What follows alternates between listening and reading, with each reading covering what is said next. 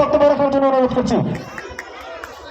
যাত্রাবাড়ি ও ভাষণচরের যৌথ উদ্যোগে বাংলাদেশ জাতীয়তাবাদী দল বিএনপি কর্তৃক মনোনীত ফরিদপুর 4 আসনের সংসদ সদস্য পদপ্রার্থী জনাব শহীদুল ইসলাম খান বাবুল ভাইয়ের আজকের উঠান বৈঠকে প্রধান অতিথি হিসেবে উপস্থিত আছেন বাংলাদেশ জাতীয়তাবাদী কৃষক দলের বিপ্লবী সাধারণ সম্পাদক জনাব শহীদুল ইসলাম বাবুল খান ভাই।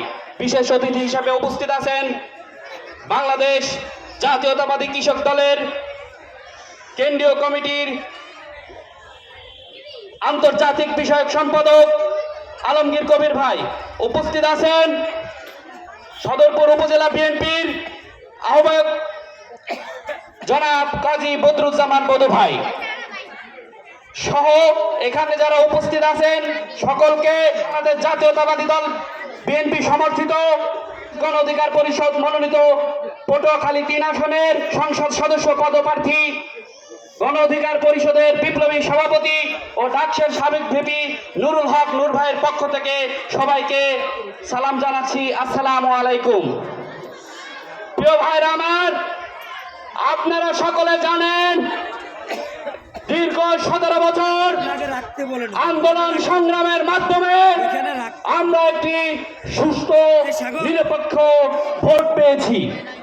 সুতরাং আমরা সকলে আমাদের প্রত্যেকেই ঐক্যবদ্ধ হয়ে আগামী নির্বাচনে শহীদুল ইসলাম বাবুল ভাইকে বিজয়ী করার লক্ষ্যে কাজ করব। আপনারা কি সবাই একমত? আপনারা কি সবাই একমত? অনেকে অনেক কথা বলবে, কারো কথায় গলা যাবে না। প্রত্যেকেই ঐক্যবদ্ধ হয়ে আগামী 12 তারিখ একটি গণজাগরণের মাধ্যমে শহীদুল ইসলাম বাবুল ভাইকে ফরিদপুর 4 আসন থেকে সংসদে পাঠাবো। আপনারা কি সবাই রাজি আছেন? আপনারা সবাই রাজি আছেন? অনেকে অনেক কথা বলে বেহেশতে নিয়ে যাবে।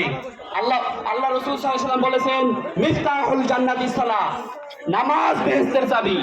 ভোট বেহেশতের চাবি? বেহেশতের চাবি কি? নামাজ। সংবিধানে আল্লাহর প্রতি আস্থার কথা কে বলেছেন? শহীদ প্রেসিডেন্ট জিয়াউর রহমান। সেই দলকে আমরা আগামী নির্বাচনে জয়যুক্ত করে ইনশাল্লাহ একটি ভোট বিপ্লবের মাধ্যমে বাংলাদেশ জাতীয়তাবাদী দল যেন সরকার গঠন করতে পারে, এজন্য আমরা সকলেই ঐক্যবদ্ধ হয়ে কাজ করব।